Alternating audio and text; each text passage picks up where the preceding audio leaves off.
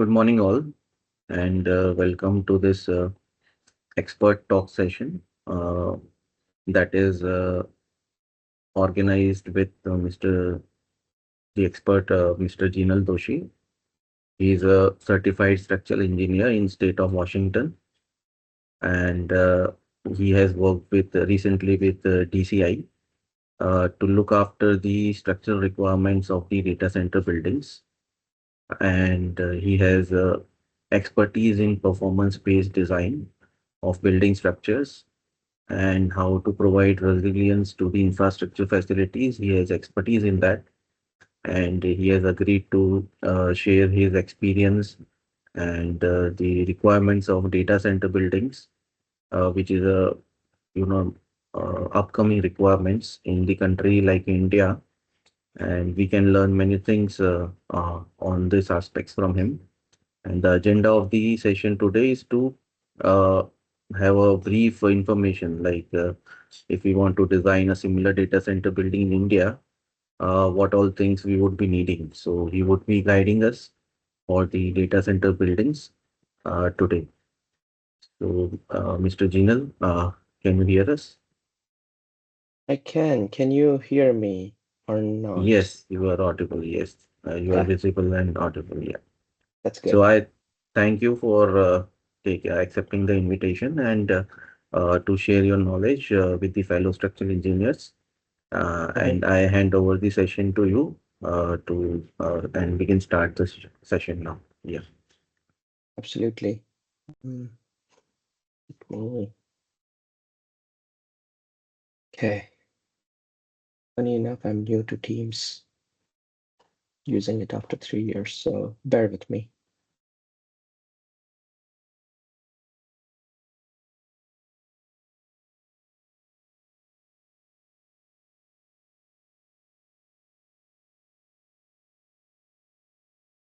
Can you see my presentation mode or? Yeah, now it's visible. Presentation. Okay. So welcome to the session. I'm just gonna briefly talk about structural aspects of data center design. Um, and because data center is so unique and a mission critical facility, it requires design aspects that often goes above and beyond the building code requirements per se.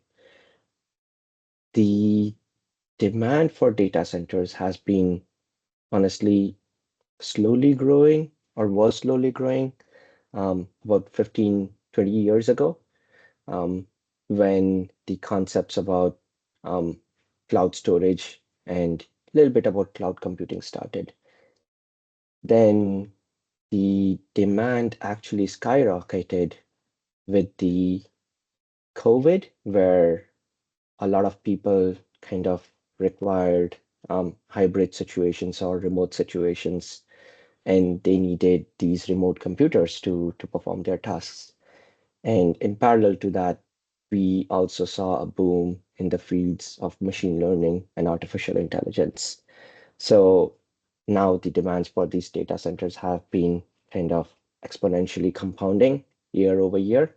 And no matter um, how much ever we try to project where we are going to end up in 10 years from now, I think we'll be way off from our projections um, that we make today. So first of all, I'd like to put a disclaimer. The the perspectives and thoughts in this presentation belong exclusively to the author and do not kind of represent the official stance or policy of Amazon Web Services, where I currently work. The assumptions made in the analysis or design recommendations do not reflect the views of my employer by any means. So none of the design requirements or design methodologies used at AWS will be disclosed in this presentation. Um, Along with that, a little bit about me. I have a decade long experience in the field of structural engineering and design. I did my bachelor's from SVNIT, that's the National Institute of Technology, Surat, and I did my master's from University of Southern California back in 2015. Since then, I have worked on multiple high-rise buildings across the west coast of United States, um, specializing in performance-based seismic design. And beyond that, I have experience with mission-critical facilities, designs of hospitals in high seismic region, and since past 2.5 years, I have been working with Amazon Web Services as a data center structural engineer.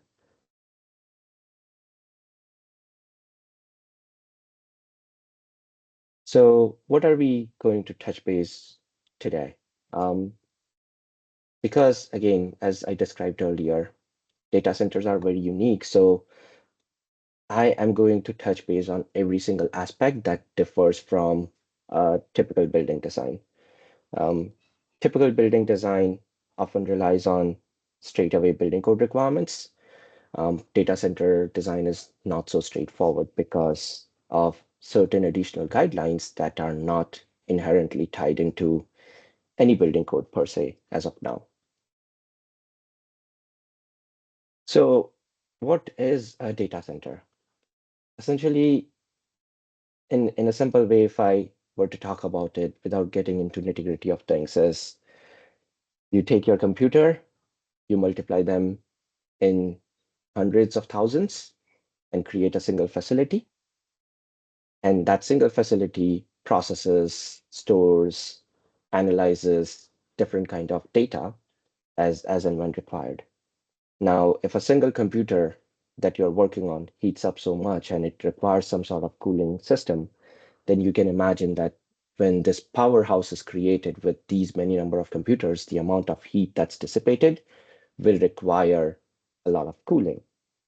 And just because of the sheer number of these online or sorry, the hardwares present in these data centers, you also require a lot of cable infrastructure, electrical infrastructure that powers and also transmits data globally.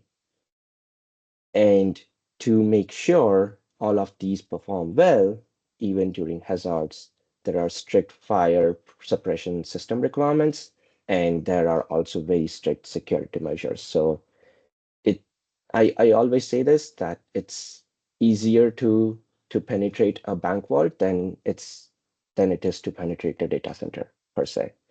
Um, just because it is, first of all, it's so vast, and the magnitude of security that's present around the perimeter is kind of hard to imagine. Um, so it's a state-of-the-art infrastructure that enables organizations across globe. You name it today, every single organization in one way or another is utilizing data centers to manage either their digital assets or perform their tasks as and when needed. And since we are talking about data centers, we should also talk about what are the types of data centers. Um, One type is colocation data centers, or in short, online, if you search it, it's typically known as colo facilities. The other one is hyperscale data centers. So what is a colo facility? It's a it's a facility that's owned by a third party provider. So let's say you as a company, as a structural engineering firm, wants to put your own server rack somewhere, but you don't have the space. You go to these type of third-party providers, talk to them. They will lease a rack position to rack position as and when required to you. But they will provide all the infrastructure for cooling, their networking, their power. What you bring in is your own hardware and whatever is required for your processing needs. Versus a hyperscale data center is owned and operated by a single entity for massive scale operations. So, for example, in India, Reliance, Adani, they are developing their own hyperscale data centers. If you talk about worldwide, then you can think about Amazon, like Amazon Web Services, you have Microsoft, you have Meta. You have multiple other companies that are building their hyperscale data centers. And infrastructure and control, as I said before, in colo data center, it's usually provided by the third-party providers who has developed the infrastructure around the data center, supporting your hardware, versus hyperscalers have the company themselves kind of fully optimize, automate their heating, cooling requirements, their IT infrastructure requirements as and when needed.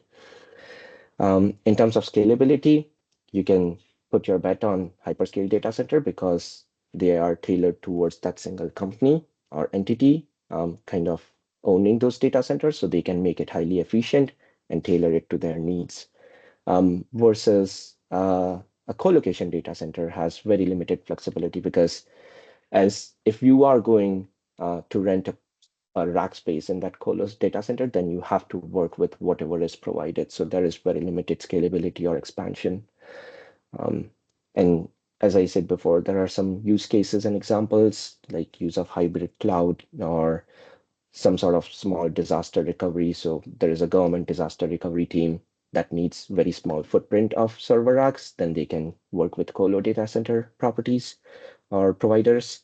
And on this side, you have Google, Microsoft Azure, AWS. All of those are hyperscalers. Talking about growth of data center, as I said before, right, like 15, 20 years ago, hardly anyone was talking about data centers. But as kind of published in Precedence Research, in 2024, globally, about 241 million US dollar was the construction market size of data centers. And it's expected to reach around $500 billion by 2034. Now, these numbers are always changing, and it's always changing towards the upside rather than the downside because, as I said, like the demand for AI and ML is just exponentially growing.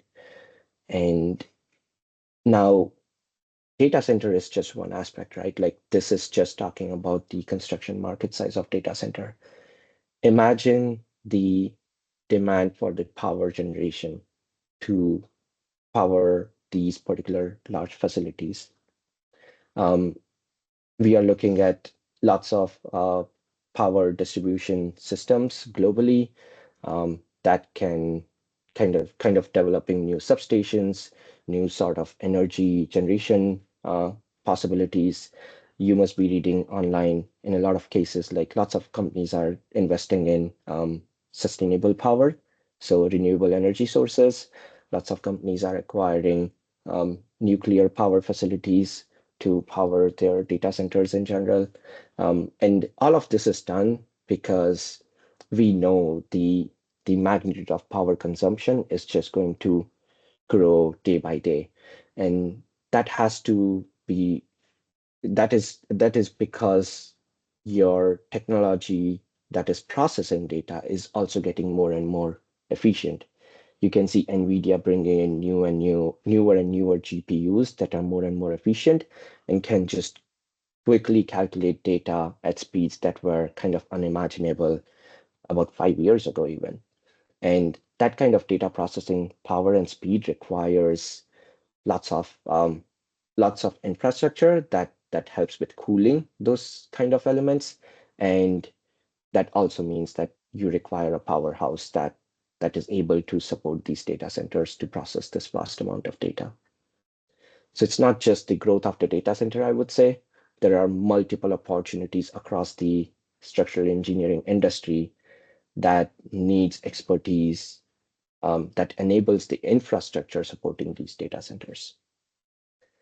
Um, Global data center construction market, if we look at from kind of the service sector wise, then majority of the stake is owned by IT and telecommunication services, followed by business, finance, and insurance. So business in the sense banking, finance, followed by healthcare.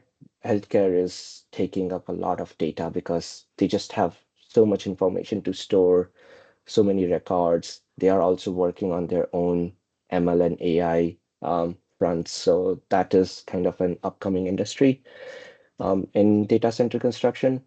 Then you have government and defense, you have energy sectors, and rest of the small, the rest of the sector is kind of occupied by some smaller sectors. Now, we all know that United States and Northern America in general is the main market of data center construction, um, just because US is trying to lead that front of machine learning and artificial intelligence. So you will see so many companies working towards this ML and AI regardless of the sector. Like you take weather, you take structural engineering, for example, you take construction, um, you take nuclear research. Every single discipline is utilizing ML and AI these days to leverage data and learn from it on how can they further optimize and kind of improve their technologies. The next fastest growing market sector is, of course, Asia Pacific, because it's hosting, first of all, world's largest population in that region. And with that population and with so many developing countries around this region, you are looking at lots of data processing, data storage. Just to give you an example, you just talk about UPI, the amount of transactions that happen on weekly basis in India on UPI is the number of transactions that happens in some countries over the entire year, or in some cases even a decade. So how do you process that? You require these kind of data center facilities that help you with those processes. So that's the new emerging market sector for the future. Now, as I said before, right, like data centers are very unique, they're mission critical, and they require so-called continuous operationality. And it's not as easy to say that design your buildings or data centers for highest possible risk categories, um, or however it's classified in the design standards that you are dealing with in that region. You have to go above and beyond that, and we will touch base into it. But who defines these standards? Like if I were to deploy a data center, what should be my design criteria, and how do I sell my facility to my customers? So in US and generally across the globe, you are looking at two standards in overall. One of the standards is called Uptime Institute, and the other one is Telecommunications Institute. And those two standards are fairly similar to each other. And it kind of classifies your entire data center performance across tier 1 through 4.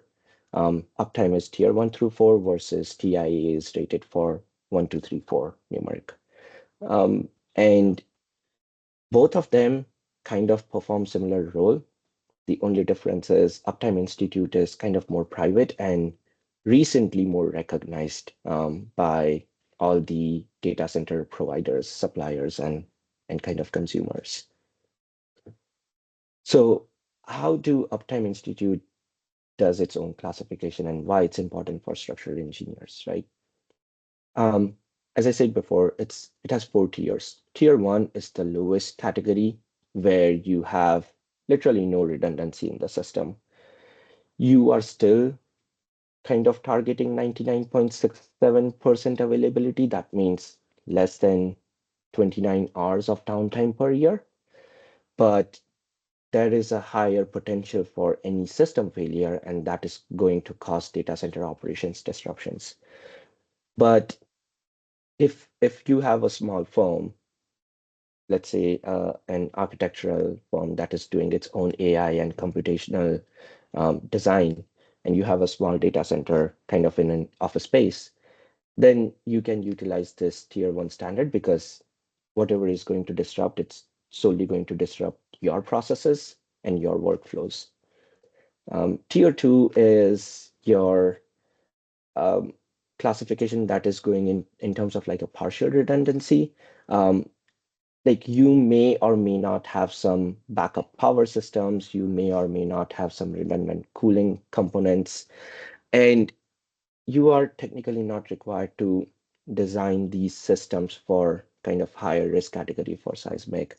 And again, it's small and medium-sized businesses and some basic IT needs.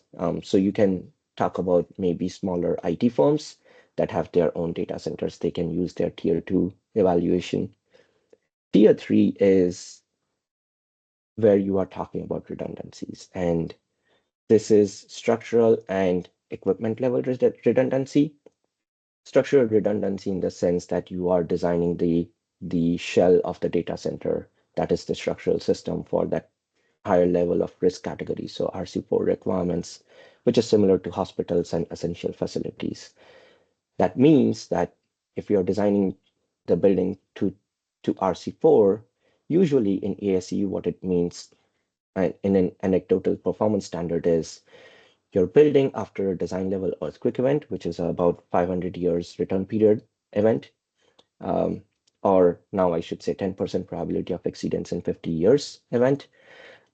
Your building is not prone to collapse, susceptible to collapse. You can still occupy the building and kind of look at any, if any damages in your data center facility. Um, and along with it, as I said, like you have system level redundancy as well. So you have extra sets of equipments, extra channels for cabling that ensures that uh, you are meeting the downtime that's less than about 1.6 hours per year on an average. This is the classification that I would say most of the hyperscalers follow across the entire globe. Because as soon as you go into tier 4 classification with a downtime of less than half an hour per year, you are looking at something that sees literally no damages because of earthquake shaking, no damages because of hurricanes, and it is always kind of operational. It's that this is pure continuous operationality.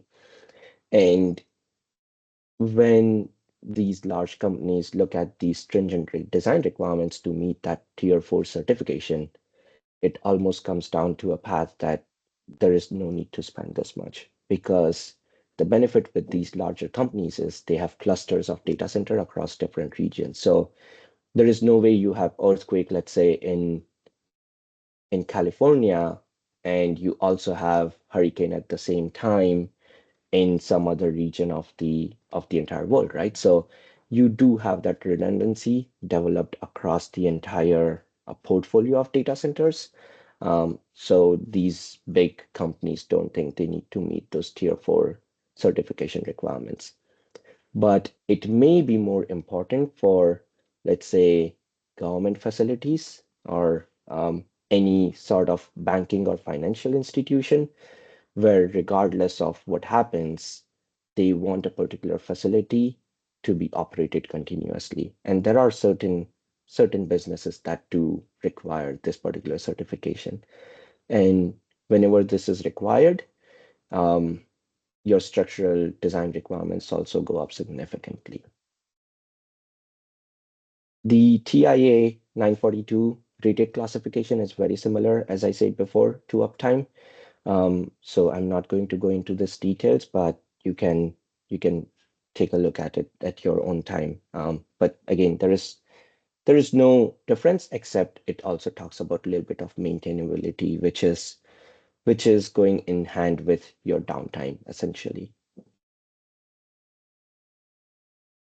Okay, now talking about what are the elements in data center, right? So your main component in a data center, or you can say your gold in the data center, are your server racks. These are the equipments that everyone pays for. And these are some of the heaviest and highly dense equipment in the data center building. On an average, like you can look it up online, and I will be sharing a Structure Magazine article as well on this. Um, each server rack on an average weighs about 3,000 pounds, and the size of the server rack is about 2 feet by 4 feet. So you can imagine the load density based on that weight of the server rack alone. Now, to power these server racks and perform all the processing and transfer all the networking, what do you require? You require power distribution systems. So that is your electrical cabling that supplies physical power to these servers in general. Then power is one thing. How does the server know what to process, how to transfer, where to transfer? So you have something called networking and cabling connectivity, which is your fiber optics. All these three elements combining together generates lots of heat. So what you need in addition is cooling systems. So these cooling systems can be within your footprint of your kind of your server rack placements. It can be outside the data center. It can be within the data center in some other sector. This totally depends on who is designing the and deploying the hyperscale or co-location facilities. Every company has designs different design standards and different ways of doing things. So there is no one set way, and I cannot kind of guide you on how things are done, right? Because you may be working with some other client that has their own requirements. Now, all four, you can think that if cooling systems fail, there is a potential of overheating the systems, or there is a potential of kind of an arc fault, which kind of causes blast and fire within these facilities. So you need a very robust fire protection system that ensures that either water-based or non-water-based kind of fire retardants are kind of sprayed as and when required. Along with it comes security and monitoring, which also has its own structural aspects and it requires some structural design considerations. Um, if you just think about prisons, right? Like your prisons have these solid boundaries to ensure nobody can penetrate these boundaries. Similarly, data centers also have certain design requirements that require structural considerations. Then you have backup power systems that also require design consideration. Let's say there is an earthquake and the entire grid that is supplying electricity to your data center has failed. Then you rely on your backup power system to power your data centers. Beyond this, you have certain additional miscellaneous mechanical systems that are required based on your regional um, temperature, environment, or even what kind of processing is conducted in those data centers. So all of this variability is leading to your data center design that is a direct implication to structural loads. So what kind of structural loads and considerations do we have to include in a data center design? One of the criteria is your floor live loads or superimposed dead loads. Different building codes classify these loads differently. Superimposed dead loads are considered from an equipment when it's a fixed service permanent equipment per ASCE 7, which means an equipment is present at that location for more than 6 months. If not, then it should be considered as a live load. Then you have wind and other environmental loads like rain, snow, ice that needs to be considered. You have temperature loads for these large data center facilities, which you don't consider in typical buildings per se, because your typical, let's say, a residential building is not large enough to require any temperature loading consideration. Then fourth is most certainly seismic loads. If you are deploying or the client is deploying data centers in mid to high seismic region, then this becomes extremely critical. And it's not just about the loads, right? Like you are also going to look at the structural resiliency of the building because it ties to the tier classification that is published by the Uptime Institute, for example. And then you have moving loads as well. Moving loads are server racks get swapped in and out based on its use, based on its life. Similarly, immediately after construction, you are bringing in equipments into the data center facility. So how do you bring in the equipment? You are not like you cannot just crane it and put it in place where it's supposed to go, right? Like you're going to haul it over a trolley or over a forklift.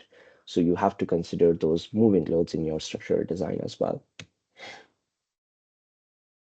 So what why floor live loads or superimposed dead loads are important. Look at any particular guidelines or design recommendations. I'm just going to give ASCE 722 as an example. ASCE 722 specifies 100 PSF for computer use areas with access floor systems, right? And if you are looking at maybe telephone exchange rooms and other center IT infrastructure, then the commentary of ASCE 722 recommends 150 PSF. Now, usually there are many online design standards published where it is recommended that your data center shall be designed for 250 pounds per square foot, while Intel's recommendation is using a live load of 350 pounds per square foot. So as a structural engineer, what are you going to use? You don't have a specified code, or you have a specified code, but it cannot give you the right number for your data center floor live load design. Just as an example, this is just an hypothetical scenario where I've considered these rack dimensions, which is, I stated before, 2 feet by 4 feet. And the average weight per rack is 3,000 pounds, right? So that live load contribution from that single rack itself is 350 PSF plus or minus, right? And if I think about a module, which is typically known as hot tile containment module assumption, um, you take that certain area of 16 feet by 20 feet. And now, again, I cannot show you an actual image because this varies quite significantly. But between each servers, let me just go backwards. You can see, right, you have these line of servers and you have a walkable space between those. You require walkable spaces because you have to maintain those servers. You go behind the servers, do all your cabling connections and whatnot. So that compartmentalization, right? You have two servers and a walkable space in between. You can consider that as a hot tile containment module per se. So what if you consider that module area is 16 feet by 20 feet, and there is a structure, which means you have raised access floor, you have things that are supporting the cabling structure, that itself weigh around 2,000 pounds in that footprint, right? Um, and based on this footprint that we considered 16 feet by 20 feet, you have total number of server racks in this footprint. And then you think about your raised access floor systems, you think about your cabling infrastructure, you think about construction and maintenance load, and start adding all of that up over that entire footprint, right? So that simple calculation came up to be around 240 PSF. What does ASCE 722 minimum load states? It's 100 PSF. That is just 140% higher right there, right? So it's like the design loads for the entire data centers in general cannot be taken based on code minimum requirements. You cannot take it as a face value. You have to understand what each equipment is, how much each equipment weighs, what are different components that are attached to those equipments. Now, this is just talking about location where you are housing your server racks, right? You have other infrastructure like your rooftop cooling systems, or you have backup power system inside or outside the data center. All of these equipments weigh differently, and these are no light equipments by any means. So you have to do all these calculations for each section of the building, come up with the live load values, and it's not just the weight of the equipment that you are looking at, right? Like you are also looking at the occupancy load. Occupancy load, as I stated before, right? Like in this calculation, I've considered that 6% team weight, which is 1,500 pounds. You have your man lift that is used for maintenance, that's 1,000 pound. So when you're doing your loading calculation for your floor loads, you have to combine all of these loads together, come up with a recommended load value that ensures the robustness and redundancy for a data center structural system. Then moving on to the wind and environmental loads. So data centers are extremely large facilities. Um, it's not as big as a warehouse. If you have designed a warehouse, those warehouses can be up to 1 million square feet. It's not as big as a warehouse, but they are quite big in the sense that your envelope is significantly large and you have to lay out your lateral systems to handle these wind loads across this entire facade area that's exposed to the wind. And some of the challenges, like anyone can do that calculation for data center wind load. That's not an issue, or any typical building wind load. What becomes more challenging is your data centers will have openings around their building envelope for cooling and conditioning requirements. And based on these openings, what happens is you have to consider some additional enclosure requirements for the building design itself. Because per se, if you have opening on your windward side of the wall in the wind direction you are considering, then you may be facing a partially enclosed or an enclosed condition, or you may be looking at maybe a fully open building condition. So how do you justify this with your interior partition of the data center spaces is something you have to pay careful attention to. Similarly, you have a lot of rooftop equipments in these data center buildings. So you have to consider the wind loads on all of these rooftop equipments. You have to make sure that these equipments are designed for these wind loads and also anchored to the data center roof framing to make sure they can resist overturning. And you have to design your framing, the gravity framing, which is supporting these equipments to take those overturning loads and transfer it back to the foundation. Then the additional loads that may or may not be prominent in India are snow loads per se, because um, it snows in a very little or very small region of Indian subcontinent where we may not even be building data centers. So it may or may not provide any value over here. But if you have snow loads, then you have to consider snow drifts because of wind plus snow. And you also have to consider how that snow drift piles up against equipments and make sure that your gravity framing is designed for those snow drift loads as well. Similarly, because data centers in general have very large open spaces, which means large bays, what happens is you are looking at deflections in the gravity framing. So because of your rain intensity, you have to consider ponding loads as well. And again, in typical structure, it may not be that crucial, but all of these ponding loads, these snow drifts, snow accumulation leads to very stringent waterproofing requirements and how you are framing your rooftop equipment curbs to make sure it is all watertight and also kind of provides the stability to the equipments that you're looking for. So again, a whole different challenge than what you may not encounter in a traditional building design. Now, next is the temperature loads. So ASCE 7 per se has very limited information on when to include thermal loads or and what it provides information is if you have thermal loads, then use this particular combination, which is in chapter 2 of ASCE 7. Now, data center footprint is quite large, as I stated before. And because of the large footprint, if you look into AISC 36022, it recommends that for any building facility that's longer than 200 feet, you shall provide a thermal joint. And if you're not providing a thermal joint, then in your analysis, you have to consider your temperature loads combined with your gravity loads, combined with your wind loads, and combined with your seismic loads as well. And designing the building for all these load combination is extremely challenging. But there is guidance available in AISC as well as ASCE if you want to take a look at it. Um, and if needed, like the reason I'm not going into significant details is I'll be spending maybe a couple of weeks just talking about unique aspects of data center design.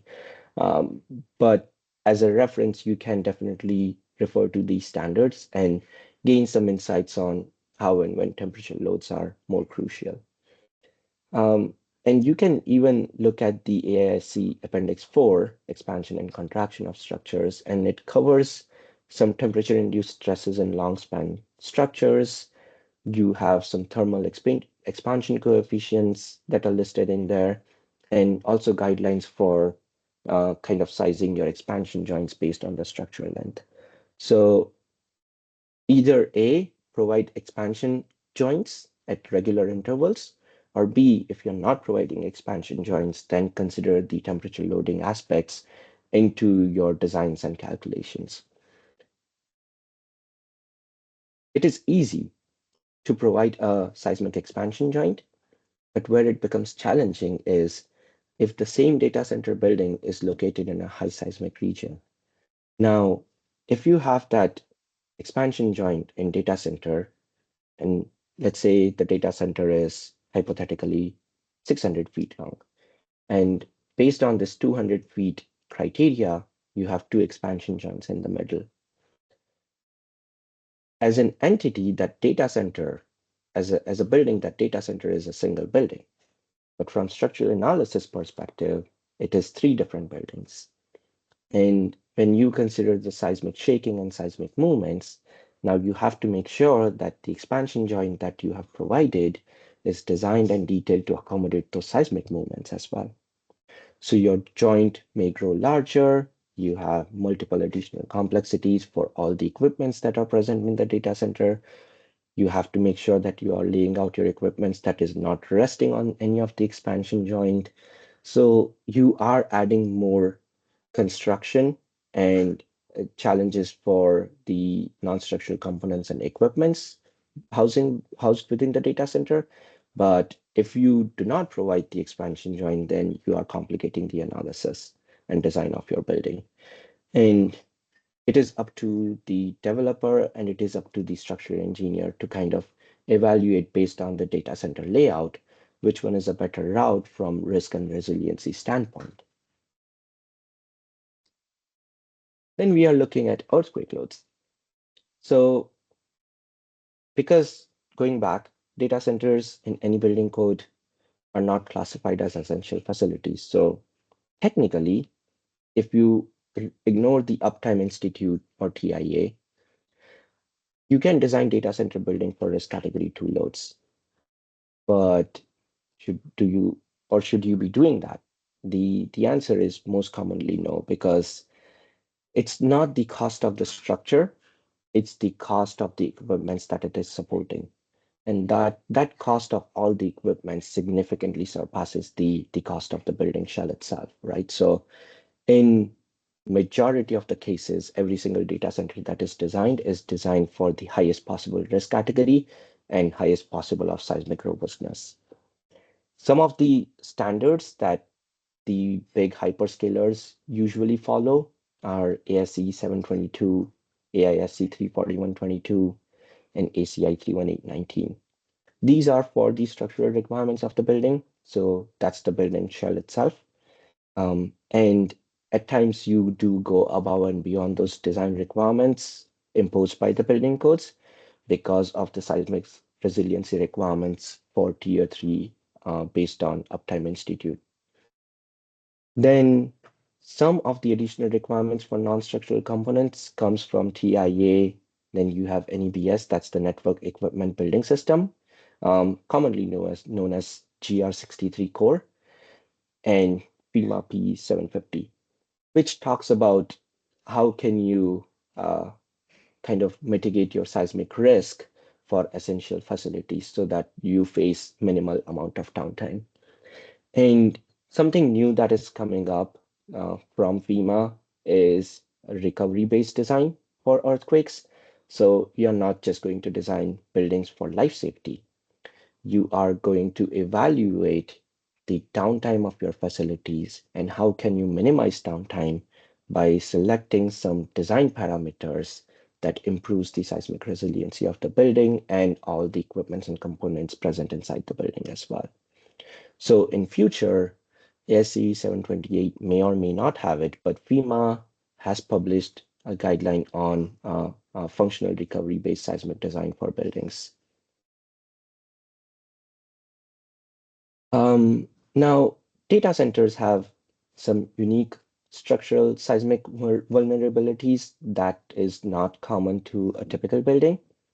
One is your heavy server racks and equipments. You have to consider high seismic forces because server racks are placed on what forecaster wheels, and you anchor the server racks on four corners. So you have very high seismic loads because of its overturning. And if it's a multi-story data center, then you can think about like the top story of the data center building imposing the maximum inertial forces on these non-structural components, causing very high overturning demands. If the data center has raised access floor systems, then you are looking at uh, failure of these raised access floor system. And what you have to consider is the anchoring of these raised access floor. Because let's say if you anchor the server rack to the raised access floor, but the access floor is not anchored to the structural floor or the slab, then it's a moot point. So you have to develop solutions on how to anchor those raised access floors. Then you have essential facilities like UPS, HVAC, that's heating, ventilation, air conditioning. You have generators, you have switch gears, transformers. All of these systems must remain operational. And how does it remain operational? For example, you follow Chapter 13 requirements of ASC 722. And then redundancy and business continuity, which requires tier 3 or 4 seismic performance level from Uptime Institute. Now, something's very interesting, which I'll talk about in the next section on resiliency and redundancy. But again, ASC 722, Chapter 13, the entire building code, ASC 7, or international building codes even, are written from what aspect? It's the life safety aspect. So things may be damaged, but make sure it doesn't move. Things may be damaged, but make sure it doesn't fall on someone, right? So that's the design requirements. That's not the standard that data centers are supposed to be followed, right? Because of continuous operationality. So you go into things like resiliency and redundancy. Excuse me.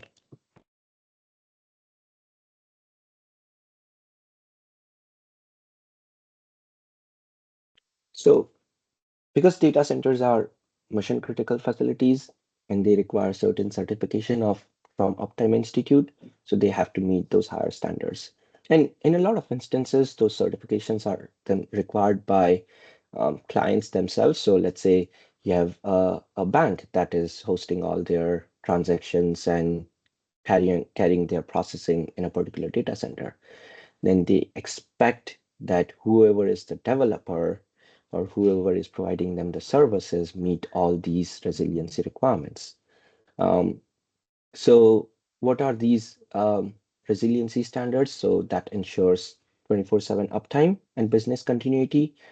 It protects against natural disasters and cyber threats, financial losses from downtime, meets and meets to the compliance of the industry regulations, and also improves the sustainability, right? So how do you achieve this? You achieve, first of all, as I said before, like designing the building to RC4 from seismic, wind, and other environmental loading standpoint. And as soon as you increase your risk category, right, you are automatically designing your structure for that higher return period.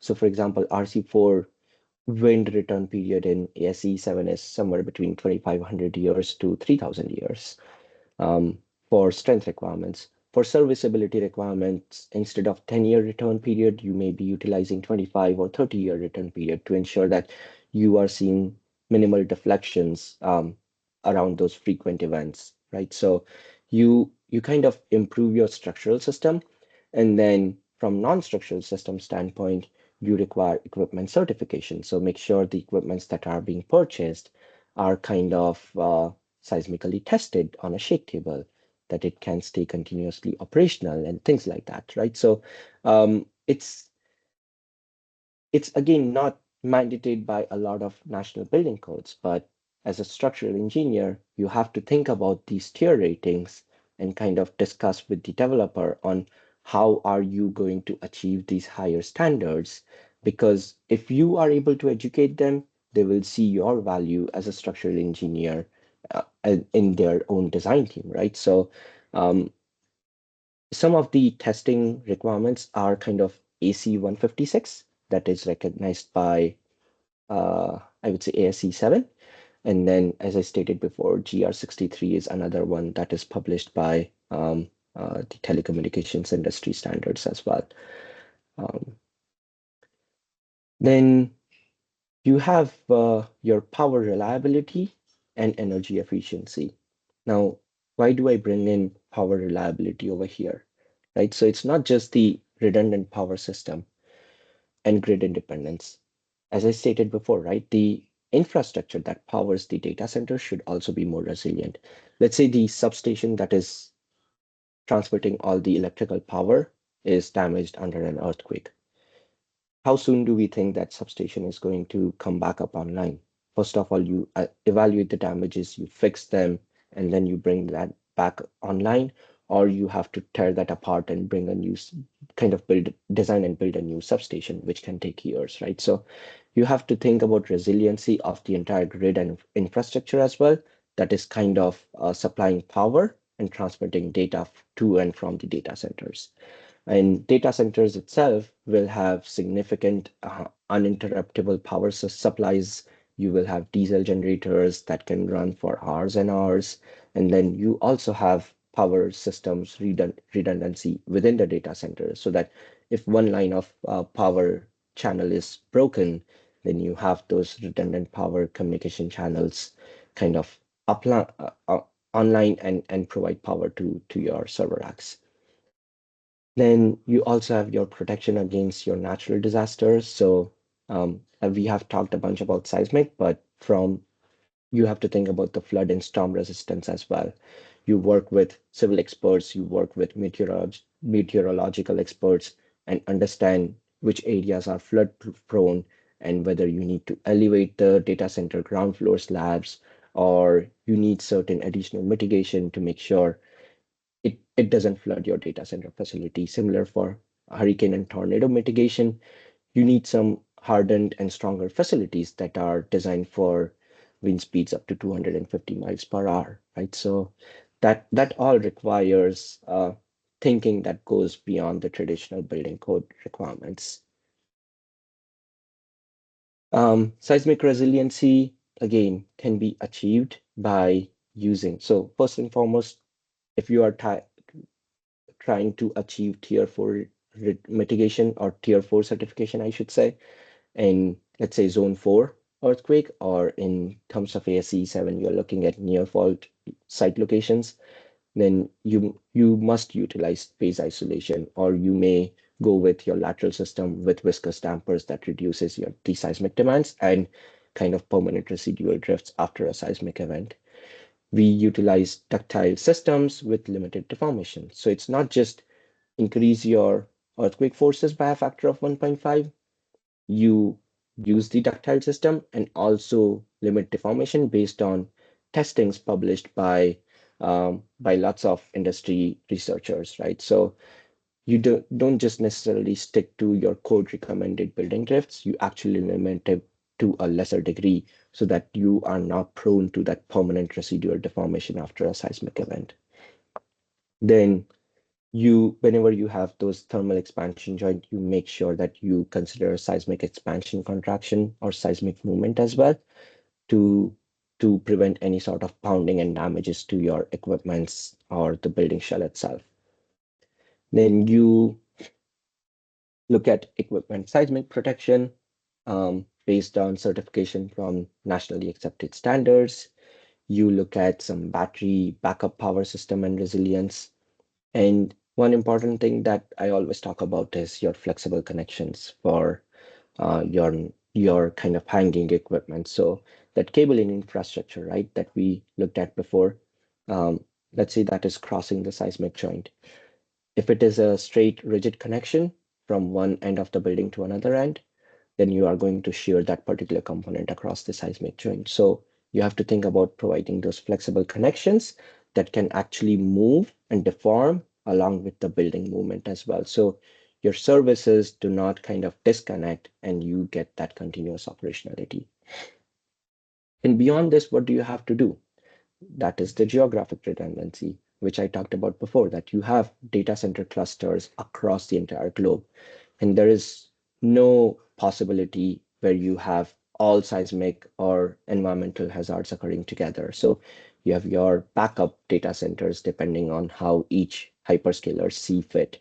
Then you have seismic ready infrastructures, right? So as I said, infrastructure in terms of you isolate your equipments or you isolate the building itself. And what is most important, and everyone should kind of pay attention to this, and this is another niche market sector, is post-seismic inspection protocols. So work with developers and develop the post disaster recovery plans, as in, let's say an earthquake happens at a particular site. How do you go and quickly check whether everything is fine from structural standpoint and it is safe to occupy the building?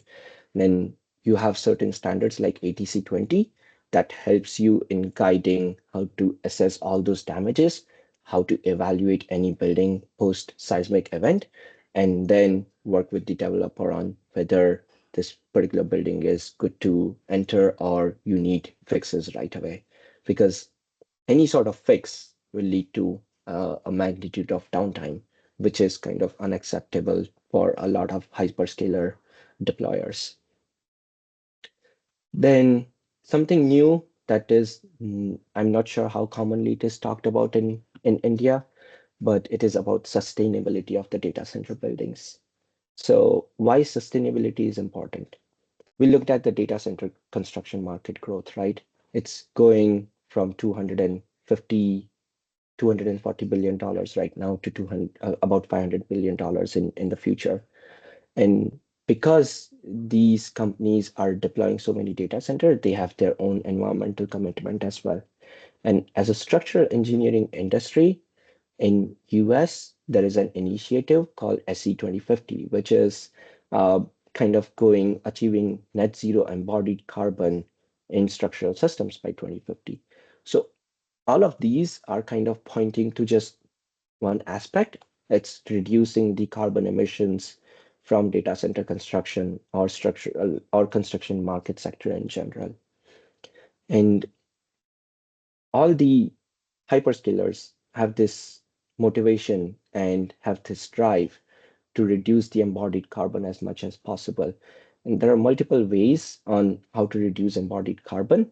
Um, and SE 2050 on their website has given certain guidelines. Like if you have concrete, then how can you track your embodied carbon assessment and also perform your material selection that reduces the embodied carbon that's utilized in the data center construction or building construction in general.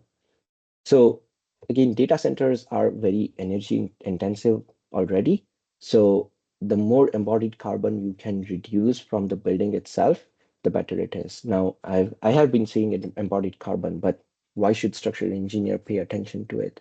So because it is important for those hyperscalers, as a structural engineer, you can play a key role. Whenever you are designing a building, you do your quantities tracking for your materials that are being utilized in the data center and report all the CO2 emissions associated with those material manufacturing.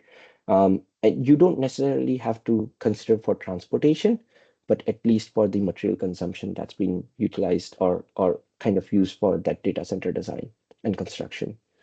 And unlike operational carbon, this is embodied carbon is locked throughout the lifetime of the building. So the greater you reduce this embodied carbon, the more value you will be bringing on the table for all the clients that you are working for. And internationally, at least in developed countries, this is very valued. And because these hyperscalers are also coming into this developing market sector, and specifically in India, India is being targeted a lot. If you can develop your expertise and kind of provide the guidance on how you are reducing the embodied carbons in your design, every single client is going to appreciate that and going to work with you more, right? So um, definitely pay more attention to this. And it's not just achieved by minimizing material consumption, right? You have to be smart about it. So how can you be smart? Let's say for a shear wall, hypothetically. You analyzed you and you are evaluating the stresses and overturning moments in your shear wall. Initially, you thought you require a 5,000 psi concrete. I don't know how that translates in MPa, but you utilized a 5,000 psi concrete. But based on your stresses, you feel like, you know what, you can make it work with 4,000 psi, and it's also meeting your durability and exposure requirements based on environmental factors. Then reduce the grade or the concrete strength. Reducing the concrete strength is going to reduce the cement content inside concrete, and reducing cement content is going to reduce your embodied carbon values, right? So similarly, when you're utilizing steel, make sure that you are being more efficient in your steel selection as well. You are using shapes that requires less heating, tempering, and manufacturing itself. That reduces the embodied carbon in the building. Mechanical and electrical systems is something that is outside of structural control, but I've just pointed it over here because some folks may be working with that particular industry that is developing mechanical electrical equipment for data center. So bring in innovative ways that reduces embodied carbon from in those equipments itself. Then beyond structural system, you have a building enclosure. Bring in new materials that is highly secure, but also reduces the magnitude of embodied carbon. So you can think about maybe wood or mass timber as your building facade. Recently, Microsoft published an article, right, which utilized mass timber as the data center structural floor instead of a steel decking, right? So that mass timber itself has so much benefit in terms of reducing the embodied carbon for the entire data center building that that itself is going to kind of neutralize a lot of their carbon emission offsets that they are taking to reduce the carbon footprint over the for our planet. Um, sorry. Now, next slide is future flexibility. Here's a funny thing. Data center is a very fast-paced technology. And this is a fast-paced technology from a deployment standpoint. So I stated originally, right, like NVIDIA is coming up with very new generation processors that are way faster and are way more efficient than what they developed 5 years ago. Now, designing, deploying, and constructing a data center itself can take somewhere between 3 to 7 years, right? Now, the processing, storage, and equipment technology can change within a span of 3 to 5 years. So by the time that developer acquired the land, you design that data center, and it has completed construction, you may have a completely different technology that is housed inside the data center building. Why is it important to consider this? This is important because when you are designing the data center now, it should be flexible for the future. And that means you should have ability to consider larger open spaces. When you are thinking about the structural resiliency or seismic loading, you think about what may change in future working with the client, what future technologies they are looking at, and kind of incorporated them in your design now. If you are looking at some roof framing, then talk to your clients and understand, is there any change in equipments for the rooftop that they are eyeing for the future? And maybe design your primary framing members for those higher loads, or design your beam spacing for those larger equipments from now on, so it's easier to change the opening dimensions in the future as well. And then this a lot of times the technology also brings new technologies, right? It doesn't necessarily change. So recently, you may be reading a lot of articles, those who are in data center design and development. Something called liquid cooling has come up in a lot of instances. It was not there a couple of years ago, right? So it's a new technology. Where is it coming from? How do you support this infrastructure? So again, if you have worked with your clients or developers in advance on what future technologies they may be coming up with, you can take those design variations and provide a structurally flexible solution for the data center building. You can also consider using prefabricated modular data center units, which is kind of uh, a decentralized data center system, right? So you can easily kind of expand. Think about a container box, right? So let's say that container itself is a data center, and you are deploying containers next to each other with backup power system that is provided in another sets of containers, and combined together as and when needed, they can scale up the data center demand based on either A, power availability, or B, data center processing demands. And then think about the vertical and horizontal expansion as well. You can always talk to developer, like if they cannot expand horizontally, do they are they okay, or do they think that they can expand vertically? And if they can expand vertically, then you design your foundations, you design your lower portion of the seismic force resisting system for that potential increase in number of floors of the data centers in the future. So to summarize, data center structural design is very unique, challenging due to not only its high gravity load demands, but also seismic resiliency, vibration sensitivity, and sustainability, right? Um, the floor loading needs to be carefully evaluated based on equipment types, based on weights, based on service requirements of the equipments. At times, you may require special equipments for the or special machinery that you need to bring into the data center just to maintain the equipment. So you always talk with the manufacturers on how things are to be maintained. Are they going to see any additional loads in the future from maintenance standpoint? So that all needs to be taken into account. Um, they must be able to withstand the seismic forces and detail for the seismic, uh, including very high wind loads and fire hazards. For fire hazards, I know not nationally in India there are no standards, but um, in from US you can definitely look at NFPA requirements, and also ASCE 7 has certain standards on how to make sure that your fire protection system is designed to a highest possible level of seismic resiliency as well. You do consider, as I said, like embodied carbon and modular construction, which is sustainable and scalable for data center design and construction for the future. So in short, this is a very brief overview of our data center design. And honestly, it's not just the structural aspects that I've touched. I've touched about the whole philosophy behind data center design that impacts us as a structural engineer. And then you, as a structural engineer, can make a sound judgment on what all different design and construction challenges and considerations you have to put into a data center element. Uh, so with that, I have nothing more to say. Thank you for whoever has attended, and it's been a pleasure providing you data center design guidance.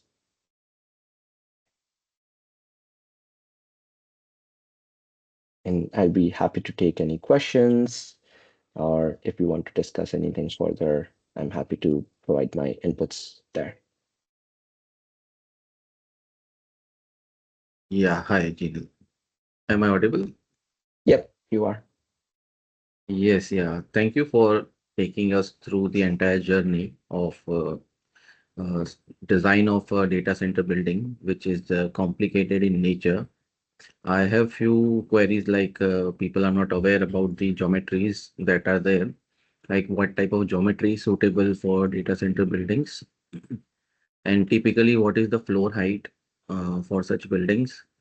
So what we had seen in Mumbai, I think there are data centers coming up in Mumbai in fast pace. So they Mm-hmm. have around 6.5 meter to 7 meter the floor height. Each floor is of that height, Right, and that is typically around 20 feet or more. right, And that also increases the this flexibility of the building, and the dynamic analysis becomes critical, and how the shear walls can be used or what steel framing is better. So if you can hint on those aspects, that what structural system, what material, like flooring also, like lightweight flooring people are using. So Mm-hmm. and facade, like they want a fire resistant facade and a very dust free environment they want to create inside. So how these requirements actually means influence in the design of such Right. buildings, and what would be the total, let's say, square feet cost, if you can also share as a comparative if available. That is a secondary basis to check that how the structural design gets impacted, because everywhere the demand is like you need to achieve some benchmark. So Right. how the benchmarking for such buildings happen basically. Makes sense. So first of all, the geometrical considerations on the data centers itself. As I stated before, right, like the size or the footprint of the data center varies significantly between developers or whoever is the hyperscaler. If you're looking at co-location facilities, they can be around 200 feet by 400 feet per for an instance in plan. Some of the larger facilities can go all the way up to 300 feet by, let's say, 600 feet. Uh, but that totally varies. And what is the reason behind this variation? It's the power availability and the size of land. So those two aspects are very critical on how big the data center can be deployed and developed. Uh, Power availability usually governs on what you can provide at a particular site, because the server racks today are getting very power intensive and dense, right? So usually what happens is you may have larger land area, but there is no foreseeable power beyond what is already provided to that site. So automatically you narrow down the size of the data center because you don't need that additional space. Um, but in terms of floor to floor height, you're absolutely right. That is, it can go from 20 feet all the way up to 30, 35 feet, depending on what type of data center it is, depending on who is the developer or the deployer, and what kind of technologies, heating, cooling, etc., are they looking at. But the challenges with these large story to story height, first of all, if you're using a shear wall, then that automatically increases the thickness of your walls because the unbraced length for your walls increases significantly. And usually in data center buildings, the wall thickness is not governed by the minimum. Reason being the weight of the structural and non-structural components itself is so high that you require larger thickness of the walls from strength perspective itself, and overturning as well, because if you don't have that thickness of the wall, then you are looking at rebar congestion in your boundary elements and such, right? So which is very inefficient construction. Um, and if you are and shear walls are usually paired with maybe RC construction, which is I've seen more prominent in India, right? So with RC construction, the biggest challenge is you have your floor systems, right? And floor systems in data center buildings are to be spanned for a larger spaces or larger open spaces. Um, the span in data centers can vary from 25 feet to, in certain cases, 50 feet. Doing that with RC construction at times requires beams and waffle slab systems as well. Or if you just have flat slabs, then you require column capitals. Now, in RC construction, why flat slabs may be preferred even though the thickness of the slab increases, it's because of the clear space from floor to ceiling. With beams, you have that beam protruding underneath the slab, and the challenges come from the routing of your services underneath those ceiling spaces, or it reduces your head height for kind of the cooling requirements because you want the heat to escape upwards and then spread it out. So flat slabs may be preferred more. And if you go with flat slabs, you may be looking at times very thick slab with very heavy rebar requirements as well. I've not seen PT slabs per se, right? PT slabs may be difficult because you have your tendons, and what happens is in high seismic region, you are also going to anchor your equipments. Tendon and anchoring equipments doesn't go hand in hand because there is a possibility you may rupture a tendon or two. So you think about those additional aspects from framing and geometrical constraints. Um, and then if you are using a structural steel system, then you will probably go with brace frames, and that is usually what's done because again, moment frames are extremely flexible, and with tall story to story height, you are not able to control drifts, even in their like service windows as well, right? So that's where brace frames are preferred, and brace frames can be wide flange hollow structural system, HSS sections, or I'm not sure if BRBs are common in India or not, but that's something that may be more common as we deploy more data centers in India as well. Um, Sorry, what was your question after that? Because I just touched base on structural configuration and geometrical requirements. Yeah, so one is the frame flexibility. It is Hmm. more sway is there, so we need more rigidity. And Right, Indian code does not focus aspects on redundancy, rigidity, and resilience yet. So right, what difference we will encounter when we start designing such buildings that requires more rigidity, and like you touched upon the BRBs. So BRBs are for the energy dissipation, and also they provide the stiffness. right. So in both cases, it increases the resilience as well as redundancy in the Hmm. system, and also increases the integrity. Right, So all these parts are not current in the IS codes available to us, which are specific in the ACI codes. ACI, if we go with by the concrete design, many are also going with steel buildings for data center. right, So if it goes high-rise buildings, then preferred choice is concrete. If it is a low-rise, then this uh, steel buildings are more preferable choice. correct. So I mean, depends on the cost and budget also, how much is available. yeah, so eventually, like data center, when we say just 3 floors, right? But because of story to story height, that can be 60 to 100 feet tall building right there, just within 3 floors. Um, you can even go with steel buildings with that story height, no issue with data center, specifically with brace frames. It can be, as I said before, BRBs or your traditional HSS wide flange brace frames. Um, it may be more common to utilize HSS or wide flange over here because the seismicity in some of the regions where data centers are deployed in India are maybe zone 3 or zone 2 even, right? So the seismicity gets reduced significantly. BRBs are used for a little bit higher seismic region like zone 4 where you have very high SDS. The only reason behind that is the ductility factor for BRB is significantly high that allows for that larger energy dissipation. But the pitfall is the permanent residual drift that gets associated with BRBs as well. So how do you make these judgment, right? So that's why I focused more on what the Uptime Institute and what the resiliency requirements are based on certification. So as a structural engineer, you understand that because building code is not addressing any resiliency requirements, you have to go above and beyond. And how do you go above and beyond the building code requirements?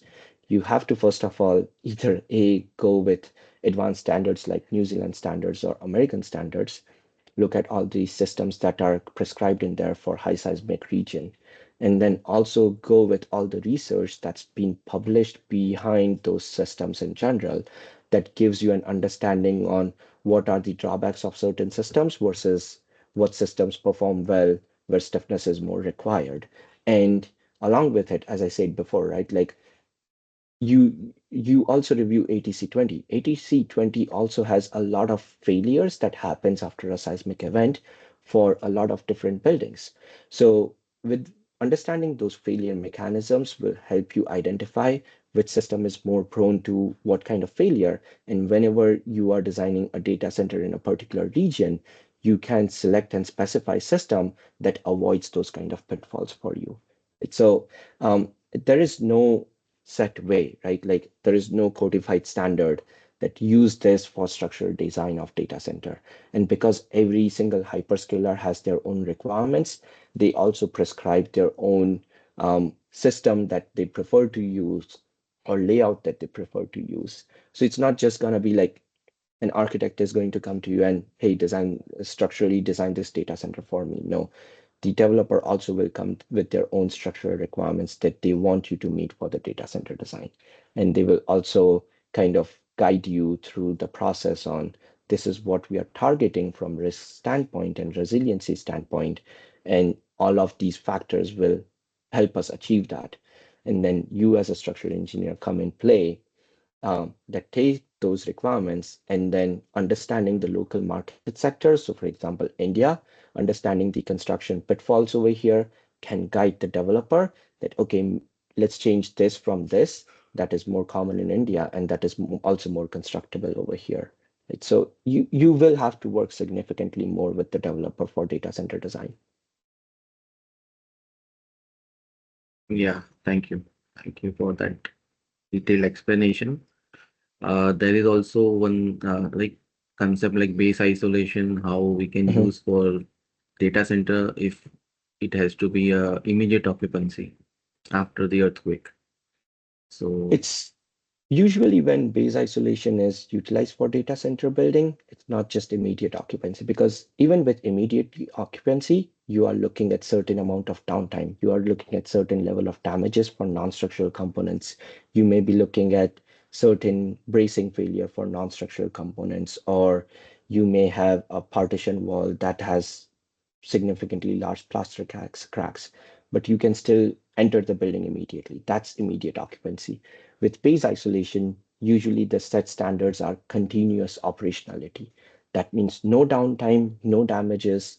Earthquake ends, you go inside and start your work immediately. You don't have to necessarily fix anything. That's the idea.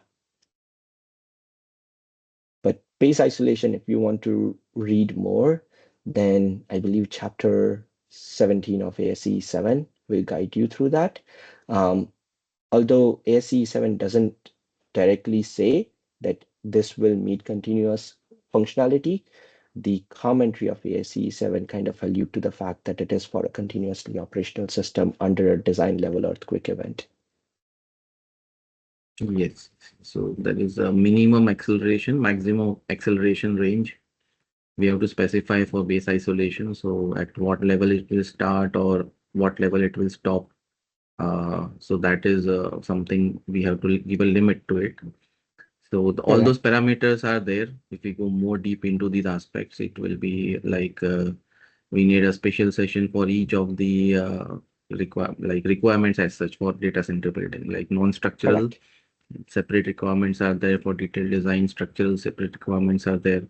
Then I think FEMA is related to that requirement for structural, non-structural mostly. But I think we have to dive more deeper to get a good solution to the let's say developing country like India, which is also Correct. cost sensitive. Correct. Absolutely. And uh, cost, again, plays a major role, not just in India, I would say. It plays a major role all across the globe because the hyperscaler developers are deploying hundreds of data centers. So if we are not being cost efficient, that's a huge hit for these developers on annual basis. So cost effectiveness gets looked at everywhere, but it should not come at the cost of resiliency and redundancy and robustness of the system. So it's not going to be like I'm not sure how it's going to pan out in India, but usually what I've heard is you get value engineered a lot in India as well with other structural engineers and how can you reduce your material consumption. With data center, that's not a significant issue. Designs will get peer reviewed, but the biggest and most prominent aspect of design is your resiliency and robustness. You are not kind of allowed to negate that effect just for value engineering sake. So the forum is open. If the participants have any questions to ask. Yeah, thank you, sir. First of all, for having giving us time for this detailed discussion, sir. Myself, Hmm. Sandeep Chauhan, and we works here to design the steel structure for this data centers also. Some data center in Mumbai we have already executed, sir. Hmm. But we are facing challenge regarding the cost if we design it in steel structures. Hmm. So for economy, right now we are using box shapes columns, sir, and beam and secondary members in I shape. But due to this box section, our connection percentage is also getting very high. So still in India, we are facing that if data center someone is designing in RCC and the same we are designing in steel, our cost is getting more higher, sir. Correct. So can you guide us how we can reduce the steel consumption? Because in India, that in your slide you are saying that Intel recommend the load imposed load as 350 PSF, but Correct. India we got the requirement of imposed load which is around 400 or sometime more than 400 PSF, which is Correct. like 2 metric ton per square meter or more. Correct. So that may be the uh, one reason. That's why our tonnage is getting more higher, sir. Yeah. So Sometime, again, yeah, and sometime we have also tried to change the box section into star columns also. But for star also our steel consumption is high, sir. Yes, sir. yeah. So first of all, eh, India in general, RCC is more prominent and steel not so much, right? So there is that lack of not just expertise from construction standpoint, but also construction erection efficiency. In developed nations, why steel is preferred? It's mainly because of fast construction. We want fast deployment of data center, no matter what happens. Um, Versus in India, there may be some developers, and this is this may again come on the fact that how data centers are designed, who is deploying them, and who is owning them. Um, like if you review Adani Power's website, right? They develop build to suit data center. What is a build to suit data center? So they are the developer and they will develop and construct data center per requirements from, let's say, Microsoft or Google or Amazon. So eventually it's the Adani team who is kind of spending money on designing the data center, and they will lease the entire data center to these larger hyperscalers. If that's the case, right, then the developer may be more stringent and they may be looking at cost significantly more than I would say Amazon or Microsoft or other data center hyperscalers would, because uh, there is my what these hyperscalers want is fast deployment. They don't care about what the when I say they don't care, they do care, but it's not as stringent in terms of like, hey, why are you using concrete? Why are you not using steel? Because concrete is cheaper. No, they may have their set standards that, you know what, we want steel data centers globally. No matter what the cost of steel compared to RC in that region is, we just want steel data center. So your comparison in those cases between steel to concrete may be eliminated. Now, to answer your question on your connection between your HSS box column to your steel beam are getting extremely expensive. Now, on what basis are they getting expensive? Is it just the floor loading requirements? And if that's the case, then what are you comparing against and who is giving you those comparisons, right? Because you just mentioned that the data center floor loading design is more than 400 PSF. And if that gets vetted up with another data center that is developed by another developer with a different loading requirements, there is nothing you can do from structural standpoint because these requirements are coming from a certain developer, and higher loading means higher strength requirements and higher material consumption. So again, you have to guide and educate the developer on what's happening rather than just taking the comparison as a face value. You need to deep dive, you need to understand why that cost difference is coming, and then provide that entire engineering judgment back to the developer, not just the contractor in these instances, right? So that's one way I have been usually tackling in the past as well, because every single building is unique for us, and you cannot just take the cost of a steel building, a traditional steel building, and compare it with the cost of a data center building. There's no way you are going to meet the same standards. And in terms of columns, like you mentioned using HSS column rather than white flange, and I do see a value in using HSS columns, right? Because you get the same moment, like buckling RX and RY values in either directions, and that brings you a more efficient section. When you are looking at connection, you may be, are you looking at a knife blade connection that's continuous across the beam span? Or are you looking at a shear type connection that's kind of welded to the column face as well? So there can be value engineering, but then there is also performance of those connections that you have to weigh. And if questions come in, I would say again, don't take it as a face value. Compare them from a performance standpoint and show them that, okay, if you are requiring this tier 3 rating based on this uptime institute, then you have to do all of this, or else you are going to lose the resiliency or robustness of the data center building. I cannot provide you more insights beyond this.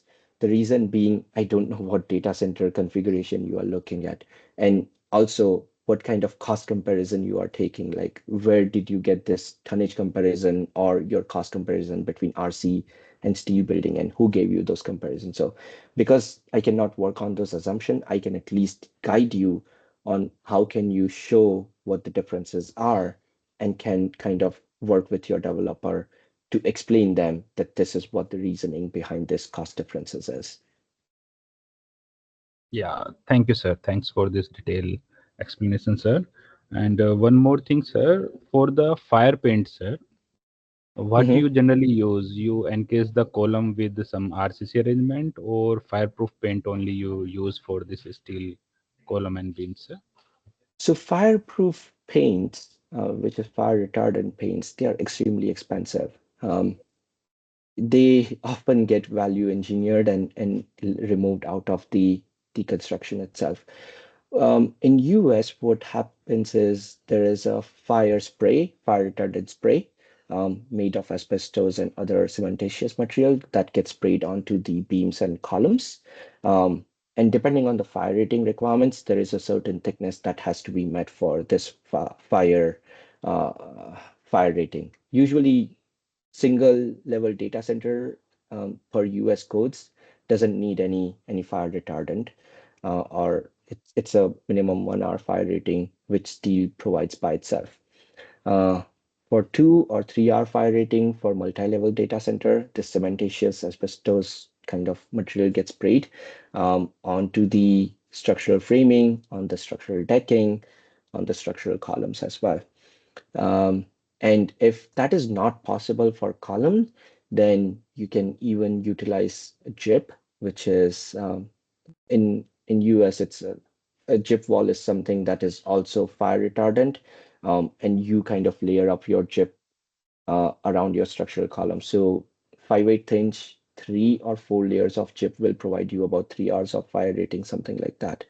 But again, like not the um, not the fire retardant paint, because again, as I said, it's extremely expensive.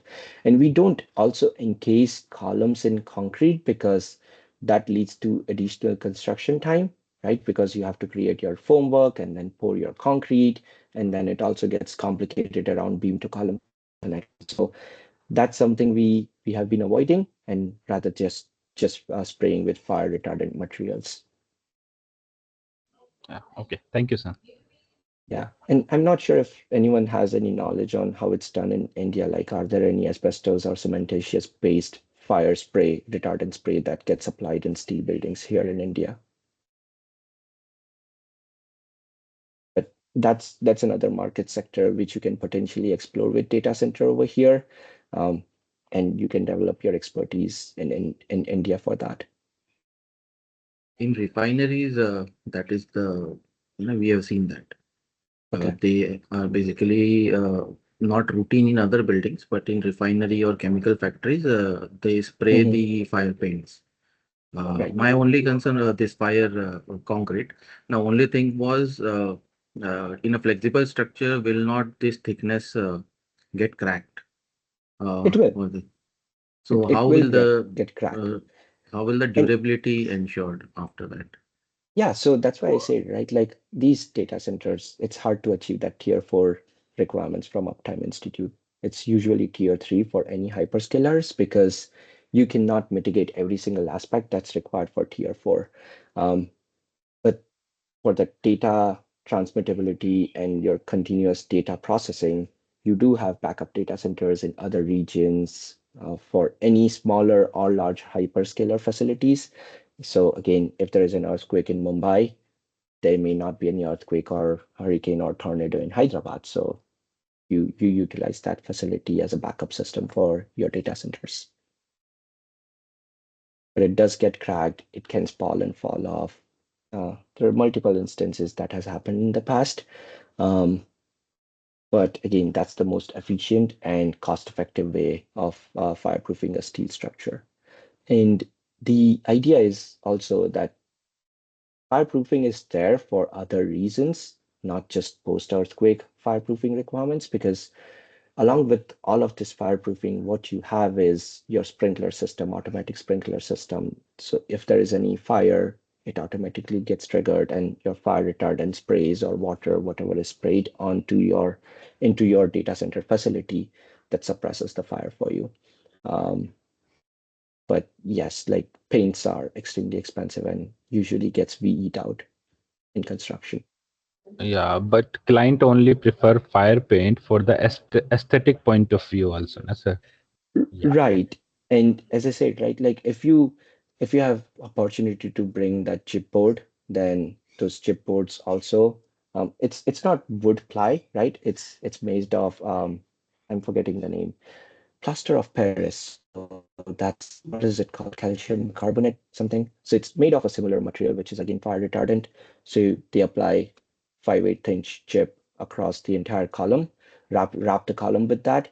It's easy to wrap it. A single person can hold it up and then screw it in. And then that becomes your fire separation system for your structural system.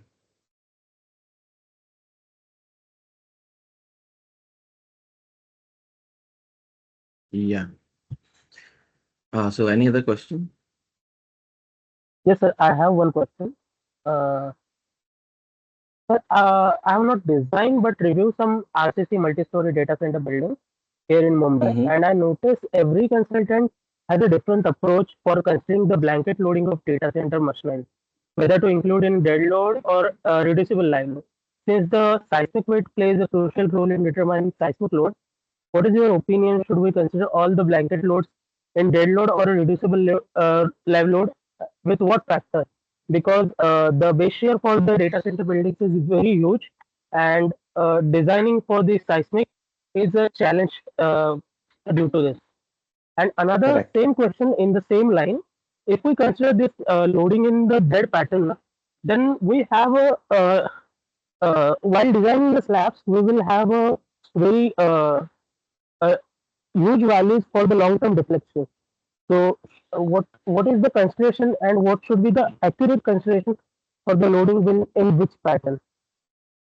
Very good question. And um, trust me, I've faced similar situations in in in my experience as a data center structural engineer. So the consideration for whether the equipment loads or data center load shall be live load versus dead load totally depends on developers as well. They have their own set criterias. But one thing should always be in common. Any equipment housed in the data center, any cabling infrastructure that has its own weight, any weight of the raised access floor, any cooling equipment, anything that's hosted in that data center facility shall be included as a seismic mass in your structural calculation. Now, Bhushan, correct me if I'm wrong, but per Indian standards, about 25% of the live load is utilized in seismic mass, If it is more than 3 kilonewton per meter square, then 50%. then 50%, right? Yeah. Which is technically incorrect to do for a data center if the load gets classified as live load, because again, there is a very large portion of that live load, which is a true seismic mass, that is a true equipment load that is supported by the data center building. So another challenge, and we can have a session on seismic design of data center because it's one of the most complicated things, honestly. But you should sum up all your equipment weights that are present in your data center building and calculate a seismic mass separately than your gravity loads, right? And then compare. Now, this is this is not going to be following your IS standards, that 50% mass consideration from live load, because your 50% mass, let's say Sandeep mentioned 400 PSF before, right? If you take 50% of 400 PSF, that's just 200 PSF of seismic mass. But when you do the summation of all the equipments, it may be 250 PSF, God knows what, right? Depending on who is the developer.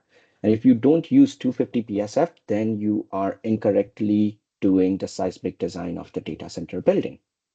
So that's why for seismic mass, one aspect is the self-weight of the structural system, self-weight of the building itself. And then the other aspect is the total weight of all the equipments shall be with a factor of 1.0, no reduction whatsoever in your seismic mass takedowns. And on top of it, if you are coming up with any sort of occupancy load, so let's say it's less than 3 kilonewtons per meter square, or if it's 5 kilonewtons per meter square, then based on the building codes, that should be added separately based on the occupancy loads itself. So when I say that 50% higher than 3 kilonewton, don't use 50% of that 400 PSF again. No, because you have removed all the equipment loads. You work with the developer in understanding what is the occupancy load in that area, and then evaluate, let's say the occupancy load, the people load, quote unquote, is just 3 kilonewtons, right? Then based on the building code requirement, just include the seismic factor, mass factor of the 3 kilonewton rather than this entire 21 kilonewton or 20 kilonewton of the flow live load in the seismic mass calculation. So you do that calculation separately. You don't go with the traditional approach of building design. Now, secondly, considering the equipments as dead loads versus live loads and the slab deflection or flow deflection. So think about this.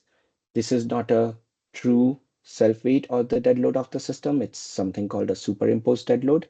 So in serviceability calculations, you can treat this as a live load itself because it's a post-construction load that gets applied onto the floor slabs.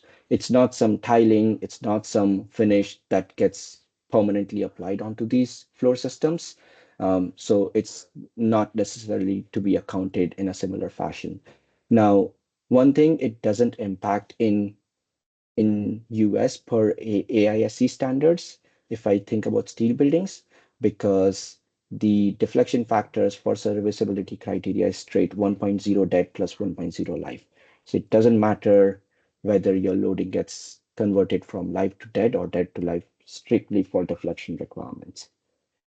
But if it's an RC construction, then you are absolutely right. And that's where engineering judgment is required, that, okay, this is a post-construction equipment load. It's not necessarily lumped into the dead load of the building itself. Because dead load of the building, when you do that, I'm not sure how you are doing the long-term deflection calculation. If you are doing 3 times dead load plus live load for your flow deflection, and that's why incorporating that data center equipment loads into dead load is causing the higher deflection. But make that engineering judgment, and just for that serviceability calculation, deflection calculation, you don't consider, even if it's a dead load from equipment standpoint, shift that to the live load and then calculate your deflections. And again, you have to be clear and transparent with the developers, engineers as well, and kind of guide them through why you are doing this based on whatever, either A, based on your company's expertise or your historical experiences on floor slab deflection that you have measured in the past. Okay, sir. Thank you. So there was one question within this that if the equipment load is X ton, it is never going to be increased by 20 or 50% in its lifetime. So it is the highest load of the equipment that is given by the manufacturer. But some people Correct. take it 1.5 times the machine load also, as per the load factor in the ultimate design that we do. That is load combination. So 1.5 dead load, 1.5 live load. In that they Right. do it, and now dead load, live load becomes the main governing factor for design. So while Correct. adding it into super dead load, or maybe a live load, they increase this gravity loading. And 1.5 times the gravity loading, a structure has less mass, equipment has very heavy mass. So 1.5 times the machine mass we are adding into this Correct. for design, which is never Correct. going to come onto the structure. Yes, but that's something that's a part of strength design as well, right? Like with that higher load factors, you are targeting that maximum strength, but also indirectly targeting a serviceability value.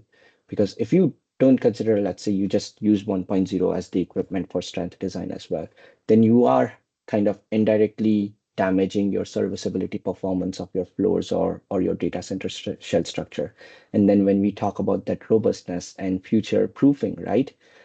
That factor is going to play a key role. Um, ASCE 7, sorry, I should say ASCE 41 is another code that talks about seismic retrofit of older buildings that meets almost equivalent to new standards. So in a lot of cases, those 1.5 or 1. So ASE has 1.2 factor on dead load, right? So that 1.5 or 1.2 factor plays a key role for that future proofing, for that future additional tenant improvement requirements as well. So I would never recommend reducing that factor based on just engineering judgment. No, that is a code mandated requirement that has to be adhered and followed no matter what.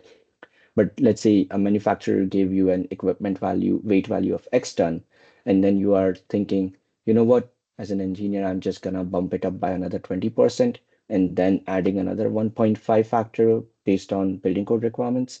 That is not correct. Like, don't you don't have to necessarily do that because whatever equipment loads you are getting from manufacturer as well, they at times build some buffer in their requirements.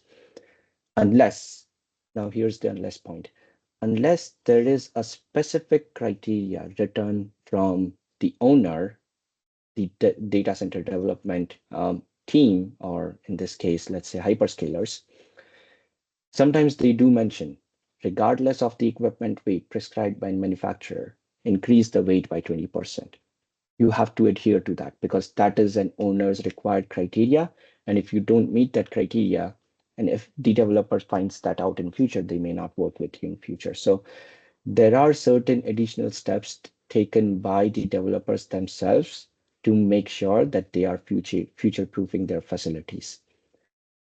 Things like this again, you may review in the owner's requirements and then evaluate your entire design. And when you finish up your design, the developer, who is a separate developer designing this build to suit data center, they may be like, as Sandeep mentioned, oh, your cost tonnage for this building is higher than what they have previously experienced. But again, educate them why it is higher. It's coming from maybe owner's requirements that you need to build this additional level of robustness in your design.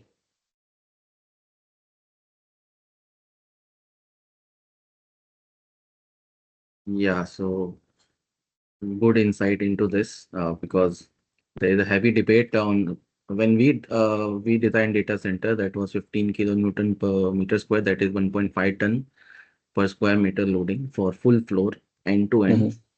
So no other load than gravity was the root cause for the higher section sizes, reinforcement, then seismic weight.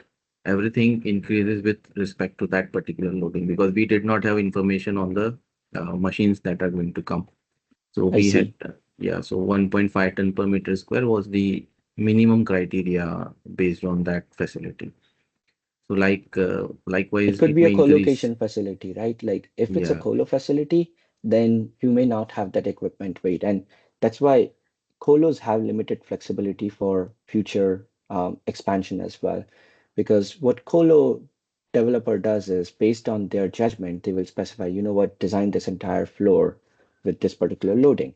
And then they work with whoever wants to occupy their colo spaces or their rack position. They work with those interested parties and develop criteria that, hey, your rack should not weigh more than this value, and your other systems may not weigh more than this particular value. So that kind of constraints and ties the hands of the service seeker. But again, usually colo facilities are designed this particular way. Versus if it's a hyperscaler, then you will have specific loading in every section of the building, and they will also give you a layout of the equipments and what each equipment weighs, so you can make a sound engineering judgment on how you design your building. Yes. So, any other question from the participants?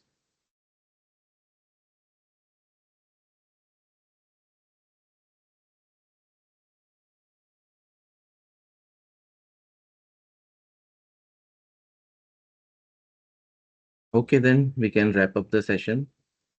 And for all queries, you can contact, let's say not all queries, let's say specific queries, you can contact us on the specialized requirements for the data center buildings, which is mostly governed by the US codes as well as Indian codes. And specialty in seismic design is necessary for such buildings, as well as because as height will increase, I think dynamic wind load will also play a factor if the time period is not controlled. However, the weight is so much that winds rarely govern until it is a cyclone or a storm you have to consider. And mostly it is more symmetrical pattern. The building is mostly in symmetrical patterns. So in that scenario, mass irregularity, if it is there, all those aspects play a very major role to control. So thank you, Jinal, for having this detailed discussion and Sure. sharing your knowledge with the participants.